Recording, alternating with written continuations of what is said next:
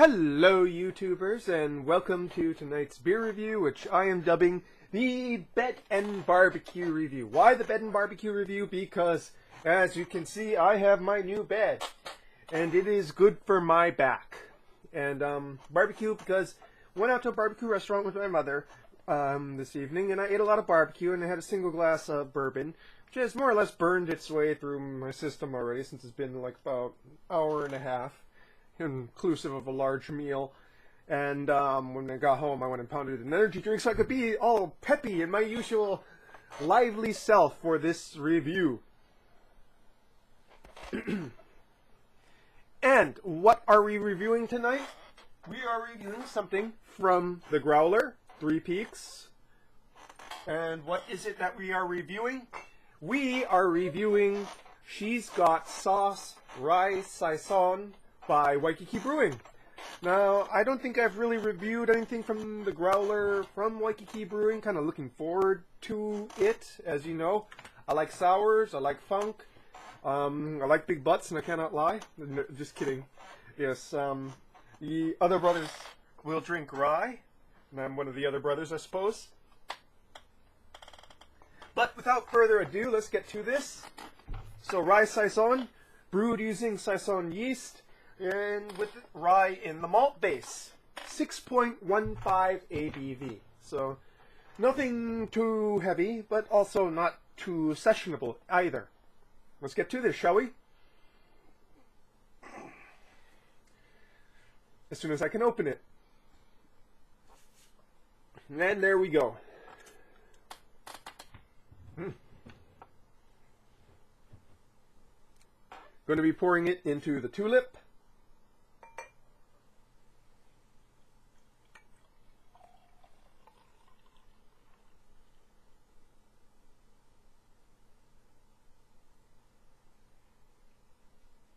Not too much carbonation, but I'm going to go and chalk that up to the fact that the carbonation unit in the growler fill machine was getting near empty. So that's probably the reason there.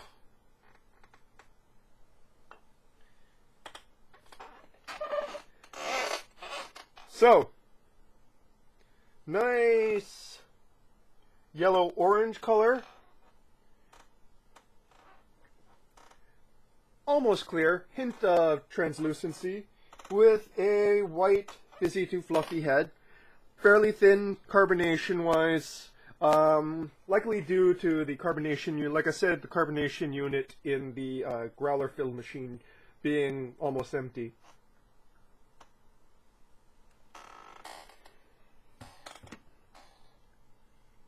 Wonderful notes of orange peel.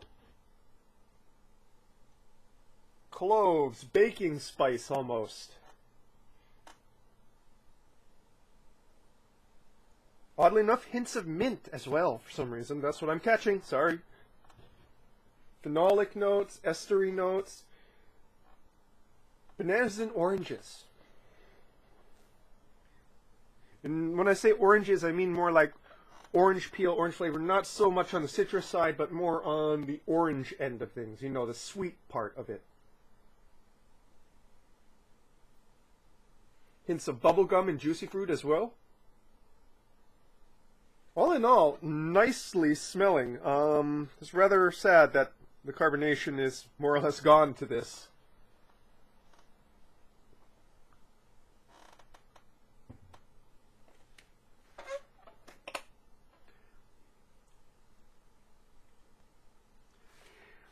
Despite the various sweet notes in the nose, rather dry on the palate.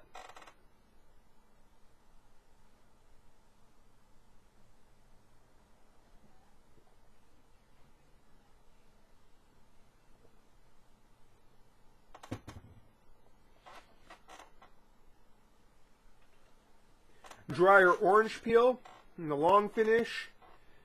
Small amount of hops bitterness.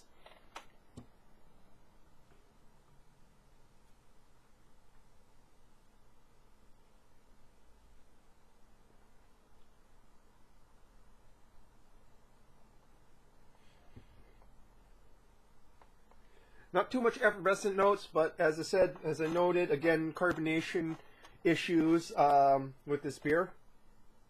Not the beer itself, but with the filling machine.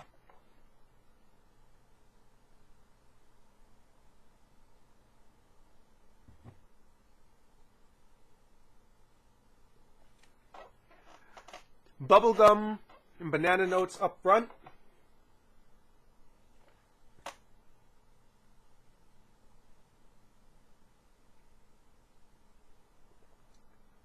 Mids, a touch of lemon peel and orange peel.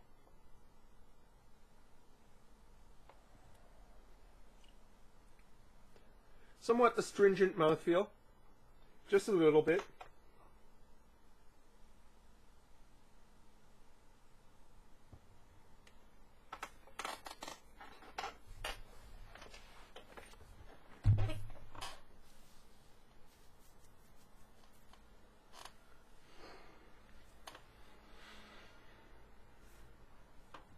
Just a pity that it...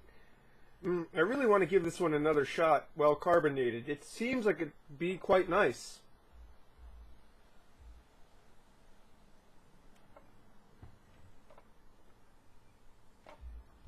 Now that I think about it, a nice spicy, almost peppery bite in front as well.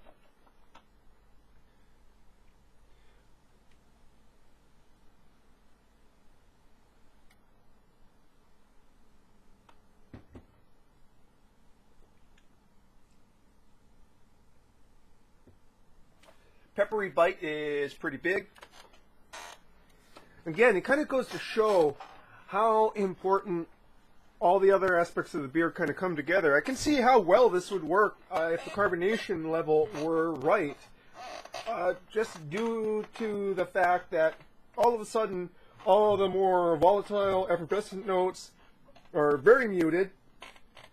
Mouthfeel becomes very overwhelming because there's no carbonation bite to kind of go and help clear the palate, as well as, you know, transition things along.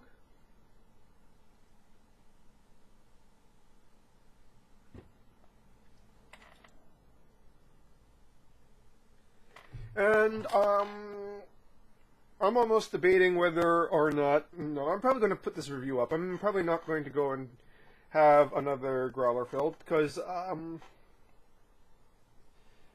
well, I just want to go and move on to the next thing. But honestly, and when I did do, because this is one of the ones I did sample last week when trying to decide which ones I was going to go with, I was really quite blown away from just a sample pour, which had a proper head.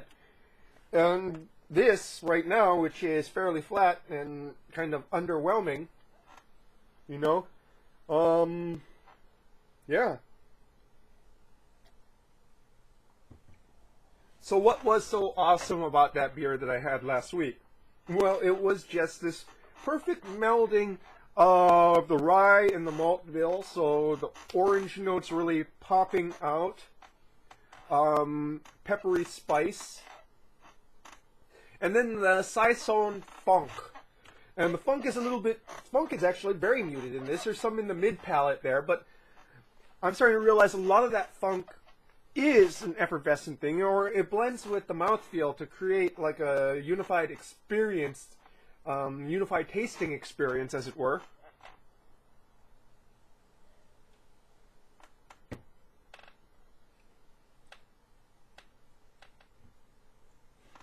And probably the only real flaw of this I can sort of see when it's, you know, drawn and presented right is that it's a bit on the dry side. I prefer something with a bit more residual sugar to kind of balance out. I would think that the astringentness would be an issue even in the longer, you know, astringentness would be an issue even if it was properly carbonated. But again, I'm just kind of repeating myself here. Well, I have here She's Got Sauce from the Rye Saison, really the first Rye Saison I've ever reviewed. I've reviewed rye beers and I've reviewed Saison beers. Is a very excellent, interesting beer that at this particular tasting is ruined by a technical problem that has nothing to do with the brewer. And I'm probably going to stop there because I like to maintain good relationships with my growler fill place. If it does come up again, I'm going to just ask them to go and replace the cartridge rather than, you know, because they use a pressurized system to go and build a growler. So if pressure, you know, the thing that provides the carbonation pressure is off, that means the beer doesn't get properly carbonated.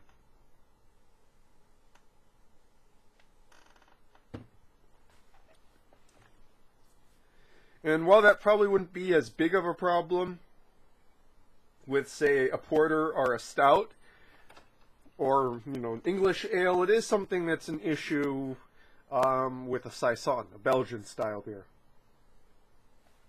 So, what can I say about She's Got Sauce Rye Saison? Excellent if you like rye beers and the tastes that come from that rye malt bill. Excellent. Well, probably be a bit better on the rye side than on the Saison side. Interesting, you know, well done Saison yeast notes. But at this tasting, very much an object lesson as to the importance of making sure everything else is right, you know, that sometimes it won't be the brewer's fault for a beer not being, you know, superior. It can sometimes be an error on the part of the bar or the bottler if they bottle separately, or what have you. Yeah. Well, that's your beer review for tonight. Give this one a try, find it on tap, or even a growler fill, so long as you go and have it done proper.